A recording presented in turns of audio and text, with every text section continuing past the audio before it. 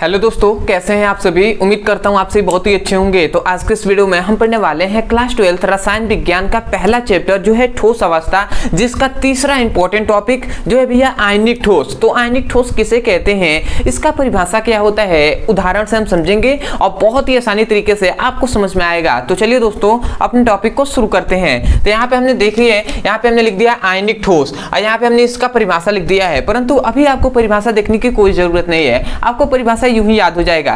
इसमें यह बताया जाता है कि ऐसा ठोस मतलब ऐसा ठोस जिनके अवयवी कण आयन होते हैं उसे ही हम क्या कहते हैं भैया, आयनिक ठोस कहते हैं। समझ में आया। मतलब ऐसा ठोस पदार्थ जिनके जो अवयवी कण होते हैं वो आयन होते हैं, आयन मतलब कि धन आयन व ऋण आयन होते हैं, तो उसे ही हम उस ठोस को हम आयनिक ठोस कहते हैं। ठीक है। तो यहाँ पे पहले फिगर से नहीं, पहले एक बार मैं ऐसे ही बता दे रहा हूं। तो हमने क्या कहा, तो ध्यान दीजिएगा, हमने कहा कि ऐसा ठोस, ठीक है, ऐसा ठोस जिनके अवयवी कण, क्या कहा, अवयवी कण। अवयवी कण का मतलब क्या होता है, जिनसे ये ठोस मिलकर बना होता है उसे क्या कहते हैं, अवयवी कण कहते हैं। तो ऐसा ठोस जिनके अवयवी कण क्या होते हैं भैया, आयन होते हैं।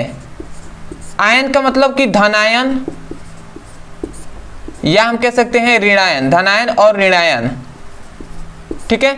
तो उस प्रकार की ठोस को हम क्या कहते हैं, आयनिक ठोस कहते हैं। तो आशा करते हैं आप डेफिनेशन बोल देंगे कि ऐसा ठोस पदार्थ जिनके अवयवी कण आयन होते हैं, अर्थात धन आयन व ऋण आयन होते हैं, तो उस पदार्थ को मतलब उस ठोस पदार्थ को हम आयनिक ठोस कहते हैं। तो इस प्रकार बोल सकते हैं ना कि ऐसा ठोस पदार्थ जिनके अवयवी कण आयन होते हैं, अर्थात धनायन व ऋण आयन होते हैं, तो उस ठोस पदार्थ को आयनिक ठोस कहते हैं। तो आशा करते हैं इस प्रकार आप डेफिनेशन को बोल देंगे। इसलिए हमने डेफिनेशन लिखा है कि ऐसा ठोस पदार्थ जिनके अवयवी कण आयन होते हैं, आयन अर्थात धनायन व ऋणायन होते हैं, तो उस ठोस को हम क्या कहते हैं, आयनिक ठोस कहते हैं। तो आशा करते हैं आयनिक ठोस का आपको डेफिनेशन समझ में आ गया होगा कि ऐसा ठोस पदार्थ जिनके अवयवी कण आयन होते हैं, अर्थात धनायन व ऋणायन होते हैं, तो उस ठोस पदार्थ को आयनिक ठोस कहते हैं। ठीक है। तो आशा करते हैं आप समझ गए होंगे। यदि मैं फिगर से बताऊं तो ये यहाँ पे फिगर में बता दे रहा हूं। जैसे कि मान लेते हैं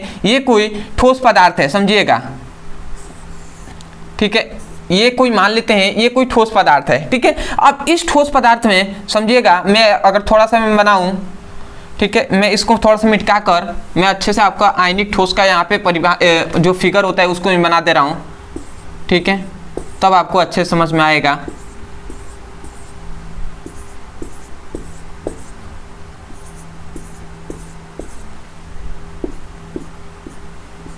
ध्यान दीजिएगा,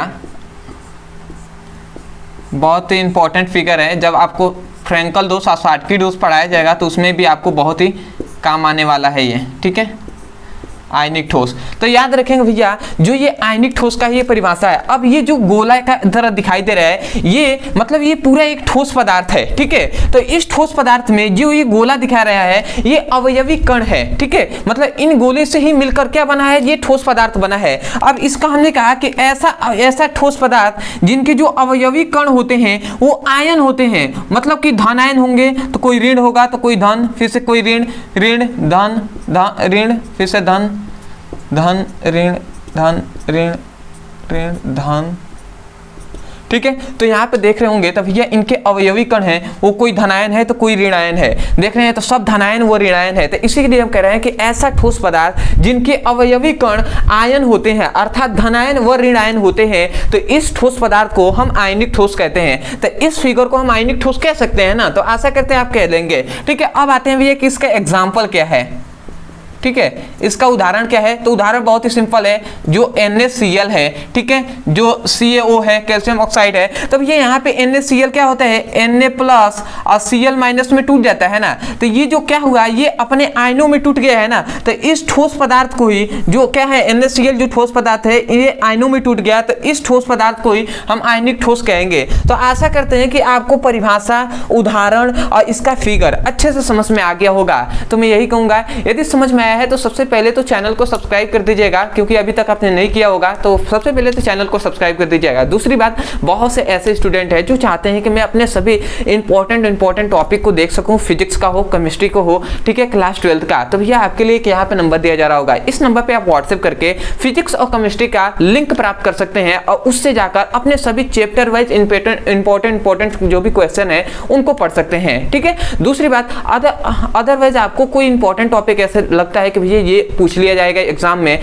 ठीक है, या स्कूल या कोचिंग में कोई टॉपिक नहीं समझ में आता है, तो केवल आपको उस टॉपिक का नाम लिखना है यूट्यूब पर, अंत में हमारे चैनल का नाम लिख देंगे ब्रदर सर, आपको वो वीडियो मिल जाएगा, वहां से जाकर अच्छे से पढ़ाई कर सकते हैं। तो आशा करते हैं जितनी बातें आपको बताई गई होंगी वो अच्छे समझ में आ गया होगा। तो चलिए दोस्तों, आज के लिए इतना ही, मिलते हैं अगली वीडियो में, तब तक के लिए धन्यवाद। जय हिंद, जय भारत।